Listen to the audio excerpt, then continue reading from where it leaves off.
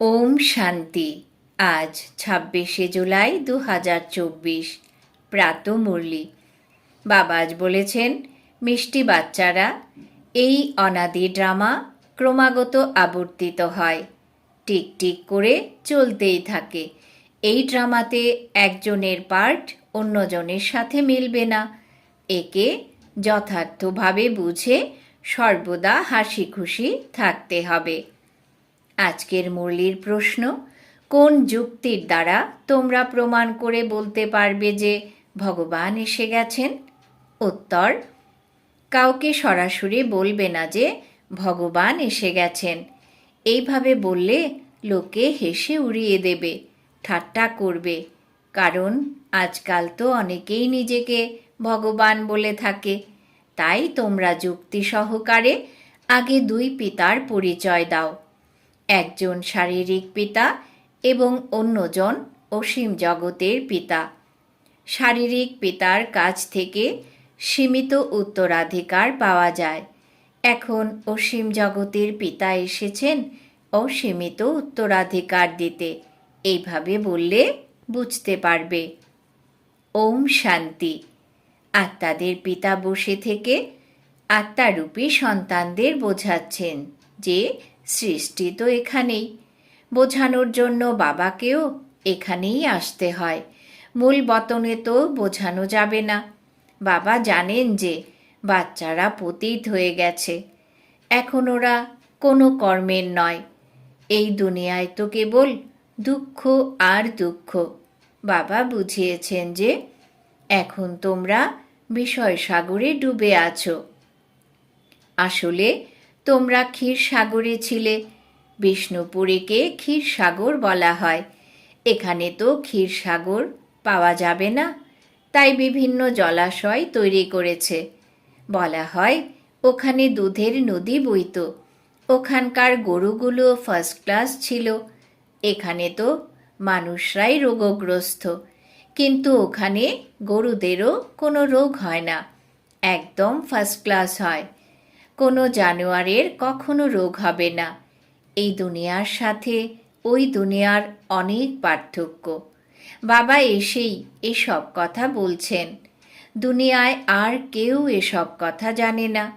তোমরা জানো যে এটা হলো পুরুষোত্তম সঙ্গম যুগ। এই যুগেই বাবা এসে সবাইকে ফেরত নিয়ে যান। বাবা বলছেন, আমার যত সন্তান রয়েছে তাদের মধ্যে কেউ আল্লাহ, কেউ গড, কেউ ভগবানকে স্মরণ করে। আমার অনেক নাম রেখে দিয়েছে।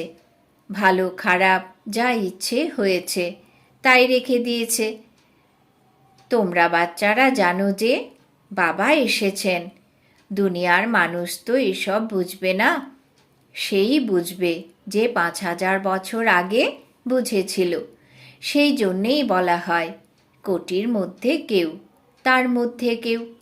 আমি কে, আমি কেমন, আমি বাচ্চাদেরকে কি শিক্ষা দেই, এইসব কেবল তোমরা বাচ্চারাই জানো।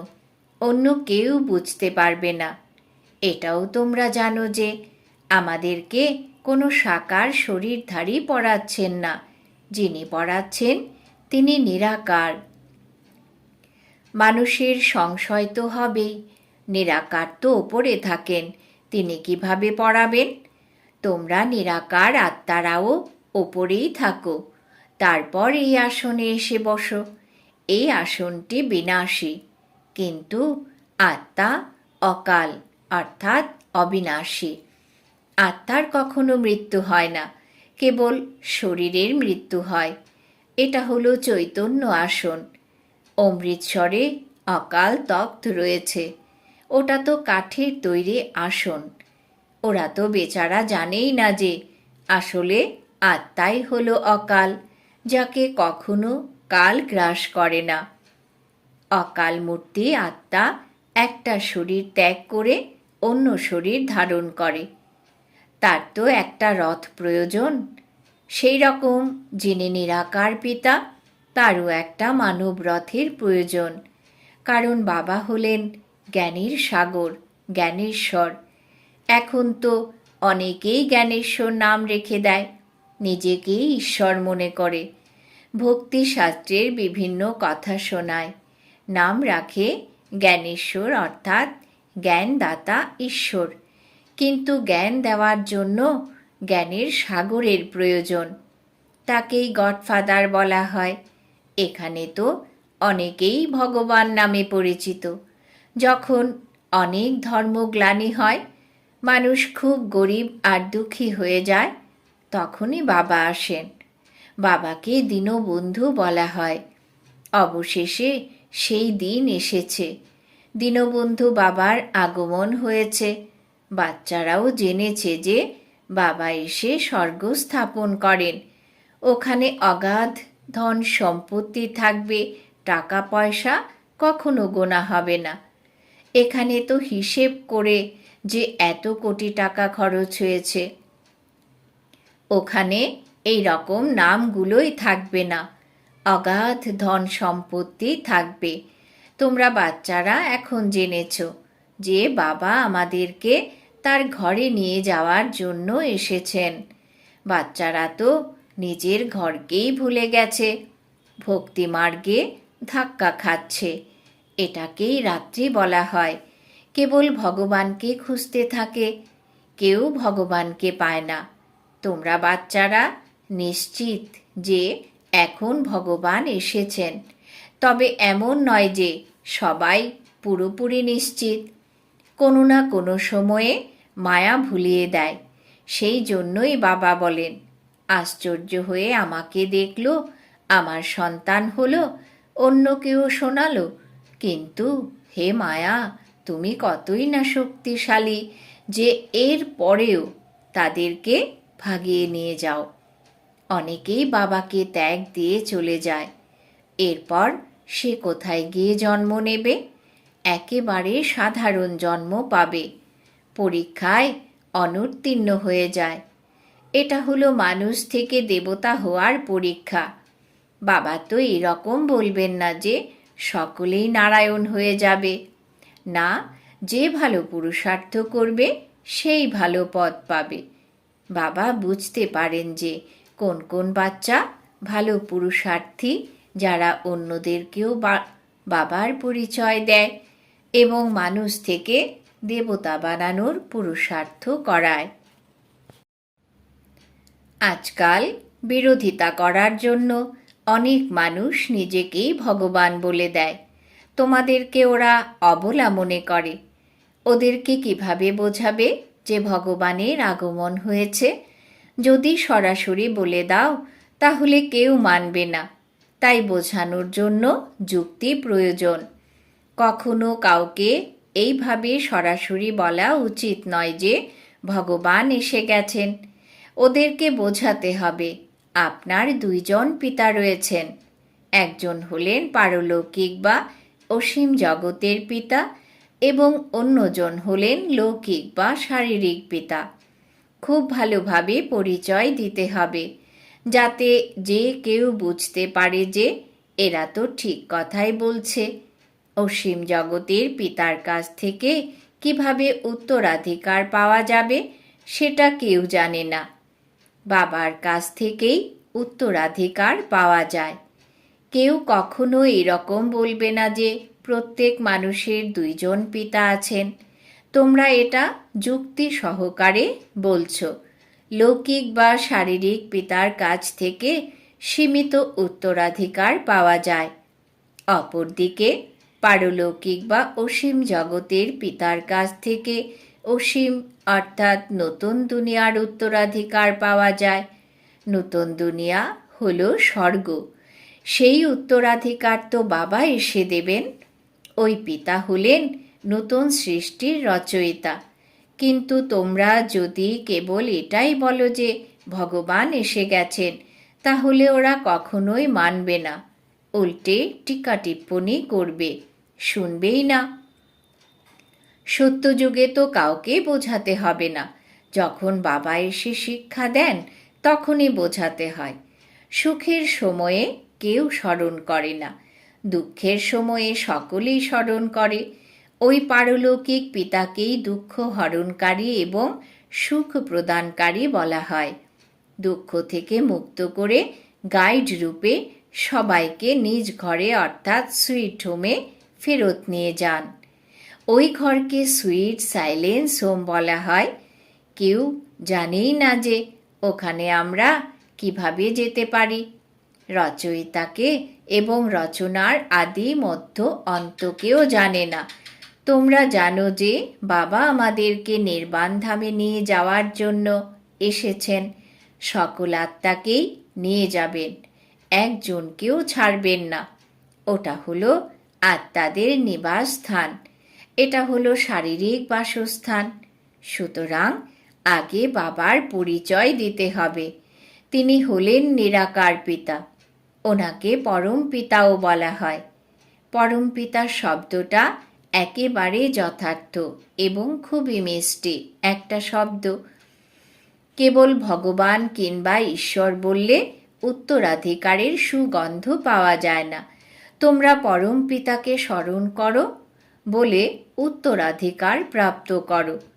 বাচ্চাদেরকে এটাও বোঝানো হয়েছে যে সত্যযুগ হলো সুখধাম, স্বর্গকে শান্তিধাম বলা যাবে না। যেখানে আত্মারা থাকে সেটাই হলো শান্তিধাম। এটা ভালোভাবে বুঝে নাও। বাবা বলছেন, বাচ্চারা এইসব বেদ শাস্ত্র ইত্যাদি পাঠ করে তোমাদের কিছুই প্রাপ্তি হয় না। শাস্ত্র তো ভগবানকে পাওয়ার জন্যেই পাঠ করা হয়, কিন্তু ভগবান বলছেন শাস্ত্র পাঠের দ্বারা কেউ আমাকে পায় না। এই পতিত দুনিয়াকে পবিত্র করার জন্যই আমাকে স্মরণ করা হয়। এই কথাটা কেউ বোঝে না, কারণ সকলের বুদ্ধি এখন পাথর হয়ে গেছে। স্কুলে বাচ্চারা পড়াশোনা না করলে বলা হয় যে তোমার বুদ্ধি পাথর হয়ে গেছে। সত্যযুগে কখনো এই রকম বলা হবে না। পরম পিতা অর্থাৎ যিনি অসীম জগতের পিতা, তিনি বুদ্ধিকে পরশময় বানিয়ে দেন। এখন তোমরা বাবার সাথে রয়েছ, তাই তোমাদের বুদ্ধি এখন পরশ সম। এরপর সত্যযুগে এক জন্ম পড়েও সামান্যতম পরিবর্তন অবশ্যই হবে। এইভাবে 1250 বছর পরে 2 কলা কমে যায়। 1250 বছরের এই প্রতি সেকেন্ডেই একটু একটু করে কলা কমতে থাকে। এখন তোমাদের জীবনে একেবারে পারফেক্ট হওয়া উচিত, কারণ তোমরা এখন বাবার মতোই জ্ঞানের সাগর, সুখ শান্তির সাগর হয়েছ। সকল উত্তরাধিকার তোমরাই প্রাপ্ত করো। বাবা তো উত্তরাধিকার দেওয়ার জন্যই আসেন। প্রথমে তোমরা শান্তিধামে যাও, তারপরে সুখধামে যাও। শান্তিধামে তো কেবল শান্তি আর শান্তি। এরপর যখন সুখধামে যাও তখন ওখানেও বিন্দুমাত্র অশান্তি থাকবে না। এরপর আবার অধঃপতন শুরু হবে। প্রত্যেক মিনিটে তোমরা একটু একটু করে নিচে নামো। নতুন দুনিয়া ধীরে ধীরে পুরাতন হতে থাকে। সেই জন্যই বাবা বলেছিলেন, হিসেব করে দেখো যে 5000 বছরে কত মাস কত ঘন্টা হয়। তখন মানুষ আশ্চর্য হয়ে যাবে। এই হিসাবটা তো বলে দেওয়া হয়েছে। একেবারে একুরেট হিসেব লিখতে হবে। এক্ষেত্রে কখনোই সামান্যতম কম বেশিও হয় না। প্রতি মিনিটে টিক টিক করে এগিয়ে যায়। গোটা রিলটাই রিপিট হয়। একদিকে আবর্তিত হতে থাকে, অন্যদিকে রোল হতে থাকে। সেটাই আবার রিপিট হবে। এই বিশাল রোল খুবই ওয়ান্ডারফুল। এটা পরিমাপ করা সম্ভব নয়। টিক টিক করে গোটা দুনিয়ার নাটক চলছে। এক সেকেন্ডের সাথে অন্য সেকেন্ডের কোনো মিল নেই। এইভাবে সৃষ্টিচক্র ক্রমাগত আবর্তিত হচ্ছে। ওইগুলো ছোট ছোট নাটক, আর এটা হলো অসীম জগতের নাটক।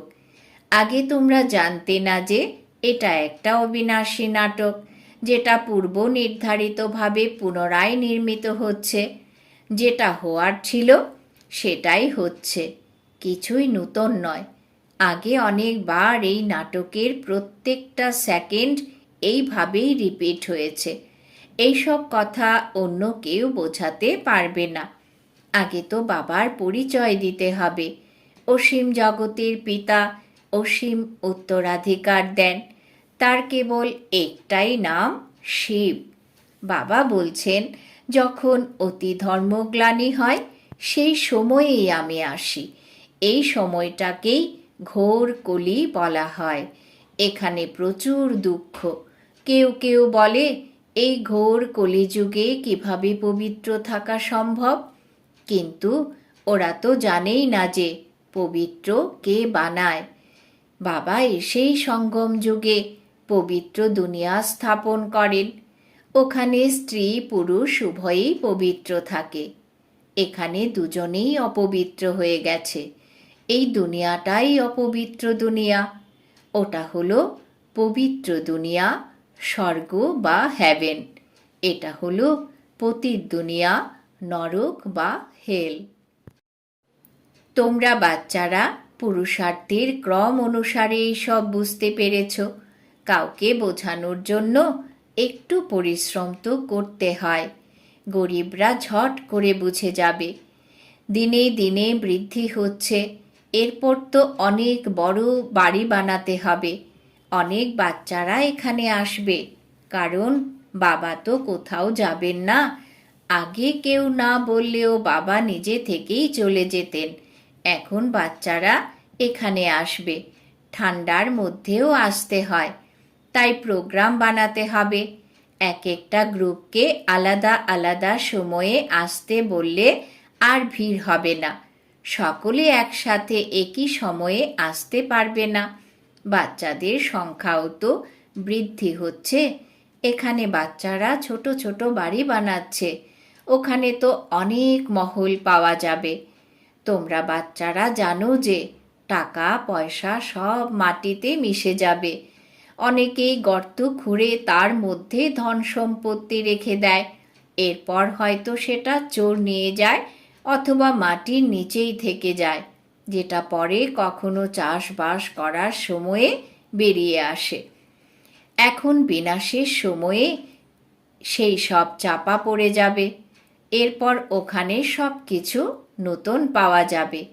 এমন অনেক রাজপ্রাসাদ রয়েছে যেখানে অনেক কিছু মাটি চাপা দেওয়া আছে। অনেক সময় বড় বড় হিরেও বেরিয়ে আসে। তখন হাজার লক্ষ টাকা আয় হয়ে যায়। তবে এমন নয় যে স্বর্গে তোমরা এইরকম মাটি খুঁড়ে হিরে মানিক বের করবে। না, ওখানে তো সব কিছুই খনি একেবারে নতুন এবং ভরপুর হয়ে যাবে। এখানকার অনুর্বর জমিতে আর কোনো শক্তি নেই। যে বীজ বপন করা হয় তার মধ্যেও কোনো শক্তি নেই।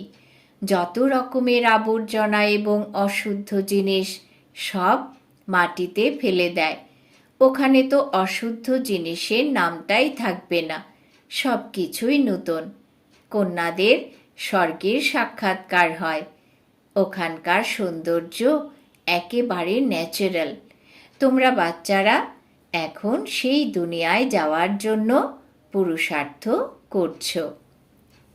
আচ্ছা, মিষ্টি মিষ্টি হারানিধি বাচ্চাদের প্রতি মাতা পিতা বাপদাদার স্মরণের স্নেহ সুমন আর সুপ্রভাত। আত্মাদের পিতা তার আত্মারূপী বাচ্চাদেরকে জানাচ্ছেন নমস্কার। আমরা আত্মারূপী বাচ্চারা আমাদের মাতা পিতা বাপদাদাকে জানাই স্মরণের স্নেহ সুমন, সুপ্রভাত, নমস্কার। ধারণার জন্যে মুখ্য সার। 1 নম্বর, এই সময়েই বাবার সমান সম্পূর্ণ পারফেক্ট হয়ে সম্পূর্ণ উত্তরাধিকার নিতে হবে। বাবার সকল শিক্ষাকে নিজের মধ্যে ধারণ করে ওনার মতো জ্ঞানের সাগর, সুখ শান্তির সাগর হতে হবে। 2 নম্বর, বুদ্ধিকে পারস বানানোর জন্য পড়াশোনার প্রতি সম্পূর্ণ মনোযোগ দিতে হবে। নিশ্চয় বুদ্ধি হয়ে মানুষ থেকে দেবতা হওয়ার পরীক্ষায় উত্তীর্ণ হতে হবে। বরদান। বাবা আজ বরদান দিয়েছেন, নিশ্চিত বিজয়ের নেশায় থেকে বাবার পদম গুণ সহায়তা প্রাপ্তকারী মায়াজিৎ ভব। নিশ্চিত বিজয়ের নেশায় থেকে বাবার পদম গুণ সহায়তা প্রাপ্তকারী মায়াজিৎ ভব। ব্যাখ্যা: বাবার পদম গুণ সহায়তার পাত্র বাচ্চারা মায়ার আক্রমণকে চ্যালেঞ্জ করে যে মায়ার কাজ হলো আসা, আর আমাদের কাজ হলো মায়ার উপরে বিজয় প্রাপ্ত করা। তারা মায়ার ব্যাঘ্র রূপকে পিঁপড়ে মনে করে, কেননা জানে যে এই মায়ার রাজ্য এখন সমাপ্ত হবে। আমরা অনেকবারের বিজয়ী আত্মা, আমাদের বিজয় 100% নিশ্চিত। এই নিশ্চিতের নেশায় বাবার পদম গুণ সহায়তার অধিকার প্রাপ্ত করায়। এই নেশার দ্বারা সহজেই মায়াজিৎ হয়ে যাবে। স্লোগান: সংকল্প শক্তিকে জমা করে স্বপ্রতি এবং বিশ্বের প্রতি এর প্রয়োগ করো। সংকল্প শক্তিকে জমা করে স্বপ্রতি এবং বিশ্বের প্রতি এর প্রয়োগ করো। আজকের সমান: আমি বিজয়ী আত্মা। ওম শান্তি।